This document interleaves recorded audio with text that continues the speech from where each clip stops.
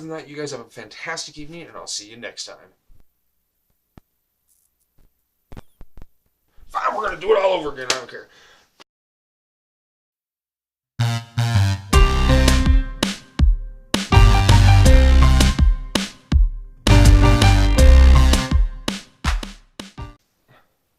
Good evening. Welcome back to YVT. Today we're going to talk about a couple of things, mostly AMD Intel kind of stuff here. For the AMD side, we have seen leaks, or it was actually briefly seen on AMD's website before it was yanked. I'm actually looking at an article from a few days ago from videocards.com regarding these SKUs. Now, it had Ryzen 2000 chips, Ryzen Mobile, and Threadripper.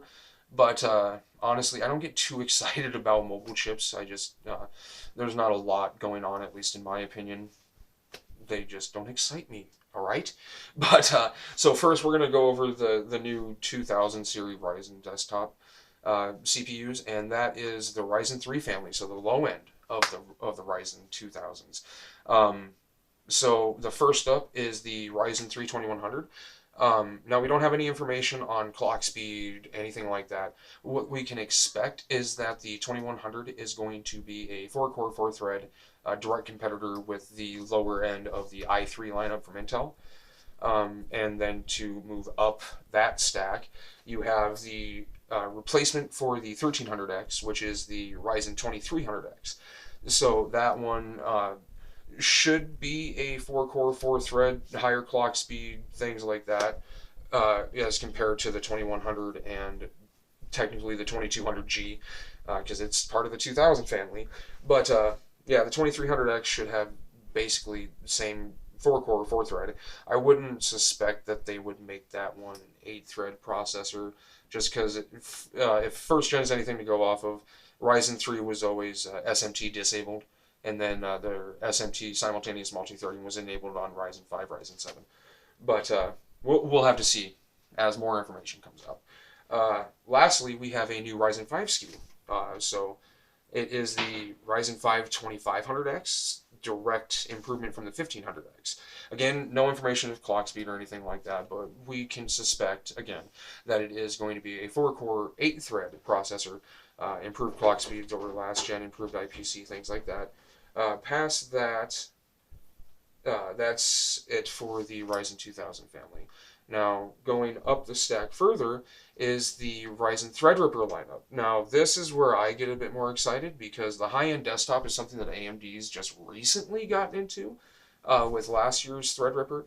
But we only have 3 SKUs, and they are direct improvements from first gen. So we have the 2900X, the 2920X, and the 2950X. So we can expect a 8-core, 16-thread, 12-core, 24-thread, 16-core, 32-thread, respectively, across that SKU. Past that, we don't have a lot of information, so we'll just have to wait and see. So the next thing I want to talk about, guys, is actually Intel related, and it has to do with what I'm sure you guys have heard about other places. They've actually publicly acknowledged that they're having issues with their 10-nanometer process, and that explains why they've been having delays for so long with it. But there's an article on TechReport.com by Jeff Kampman that actually goes into at least a bit of detail as to why they're having these issues. And it basically comes down to the way that they're creating the silicon wafers for the chips. They're using apparently what is more traditional. I'm not going to pretend to be an expert on this, guys, so you can always look up these processes later. But they're using a more traditional deep ultraviolet light source for their 10-nanometer process. And Global Foundries was talking to Mr. Kampman, and they were saying that the deep ultraviolet light source and that set of lithography tools actually comes into contact with the wafer more times than other options out there, I guess.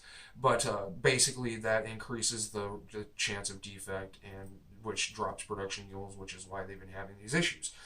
And according to Global Foundries, the way that they're doing their 7-nanometer process is with an extreme ultraviolet light source, and that set of lithography tools does not require as much contact with the wafer itself, so that can theoretically reduce the risk with yield and things like that. So it should be again, theoretically, a better process all around for everybody.